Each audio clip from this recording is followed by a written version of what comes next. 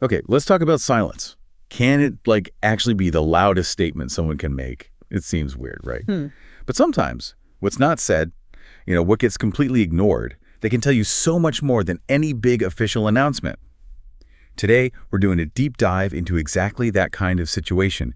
It comes from the world of high fashion, actually. Specifically, this major global menswear event, Pitti Uomo. Yeah, and for this deep dive, we're leaning heavily on a really powerful personal account. It's from Gracie Opulanza. She's the founder of Men's Style Fashion. And she's not new to the scene at all. She's covered Pitti Uomo for, over a decade? Yeah. So her perspective is pretty crucial for unpacking what happens when an institution just goes silent. Right. So our mission today is really to pull out the key insights from what Gracie experienced. It's not just about, what happened to her. We want to get into what it actually means for things like accountability, access, and maybe the deeper power dynamics in these really influential industries like fashion. And this is where it gets fascinating. We're going to unpack her documented experience of, discrimination and being denied access at Pitti Uomo. And then the organizers' reaction, which was basically nothing. Complete non-response. Exactly. And Gracie Opulanza, she has this seriously long history with Pitti Uomo. Like I said, over 10 years covering this huge event in Florence. That's a decade of, building professional contacts, promoting their event, helping give it global coverage. But she talks about this recurring, really frustrating issue year after year being told you're not on the list, even though she's clearly a working journalist, flying in specifically for the show. Okay, so she wasn't just like a random blogger showing up. She's established part of the media landscape there for a long time. So what happened this specific year? Why did she say it went too far? That's the key. This year, it really escalated. She found herself blocked repeatedly, even with her history there. And here's the bombshell detail. Gracie actually has audio. A staff member on tape admitting access is selectively granted. Right. And this staffer explicitly says, and this is a direct quote from our source material, "We decide who deserves to write, who deserves to eat, and who gets to be seen." Wow.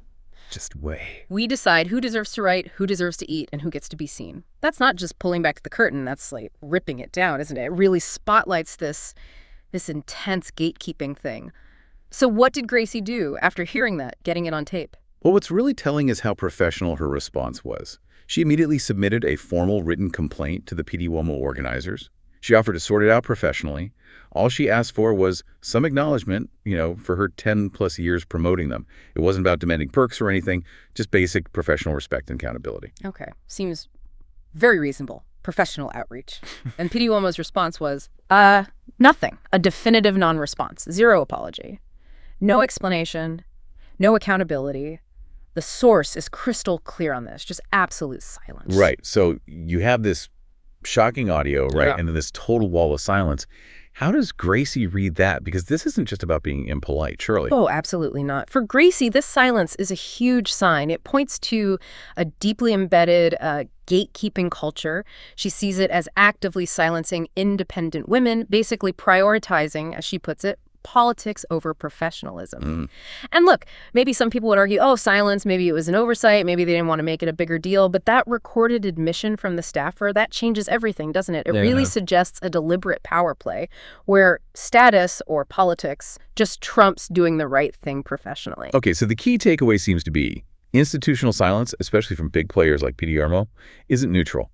It turns one act of discrimination into this broader kind of chilling message. It basically tells anyone who questions the system, and maybe women specifically in this case, to just stay quiet. Exactly. And what's really fascinating, and Gracie makes this point powerfully, is that by ignoring her, Pitti Uomo isn't just ignoring one person. She argues it's like they're ignoring every female journalist, every independent voice, every woman who dares to challenge the status quo. It sends a message, a chilling effect, like you said. Yeah, and if you connect that to the bigger picture, it throws up this huge question about the luxury brands. Yeah.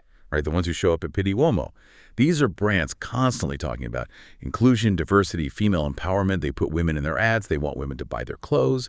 And yet, as Gracie points out, they're essentially aligning themselves with an event, a system, that seemingly ignores women when they speak up, even women who help promote them. It feels like a massive disconnect. It is. It's a contradiction, Gracie calls out directly. Yeah. And shifting gears slightly to the more formal side of things, Gracie argues this isn't just bad manners or a PR blunder.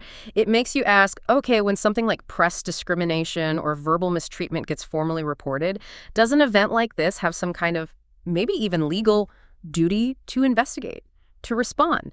Is there supposed to be due process for accredited press? That's a really critical point. Because it is a formal event. We're not talking about some casual party. She mentions the potential for actual liability when these things get ignored, especially when there's evidence like that audio recording. And it just hammers home how vital reputation is in fashion. Silence, in this context, it can do way more damage than owning up to it, right? Yeah. It doesn't just say, oops, mistake. It says, we don't actually care. Exactly. It's that message of indifference that's what's so damaging. It can erode trust, not just with that one journalist, but with the whole media ecosystem that relies on these events. So how does Gracie Opulanza wrap this up in her account? Is she just, like, giving up, walking away? No, not at all. Quite the opposite. She ends her account basically refusing to be ignored. She's committed to keep speaking up for women in fashion who get dismissed or overlooked. Her message is really one of persistence, advocacy. And then she throws down this direct challenge, right, to the global brands at Pitti Uomo. Was pretty blunt. If you say you stand for women and inclusivity, why are you backing events that don't live up to that? Her quote is, if you remain silent too, then you're part of the problem. That's putting it squarely on them, isn't it? It really is. It shifts the focus, doesn't it? It's not just about the event organizers anymore. It's about all the powerful players, the brands, who give Pitti Uomo legitimacy by being there. So, yeah, this deep dive into what happened at Pitti Uomo through Gracie Opulanza's lens, it really shows how silence can be this incredibly powerful and damaging statement, often saying much more than any carefully worded press release ever could.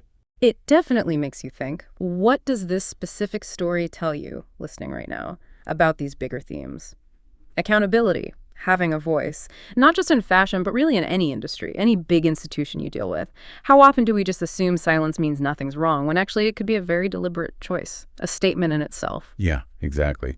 So thinking about Gracie Opulanza's experience, what responsibility do we all have? Brands, sure, attendees, other journalists, but maybe even you as a consumer. What responsibility do we have when these big institutions just choose silence when serious concerns are raised with evidence? Like, what actions, if any, can actually push for real transparency, real accountability, instead of just letting silence be the final word? Makes you think.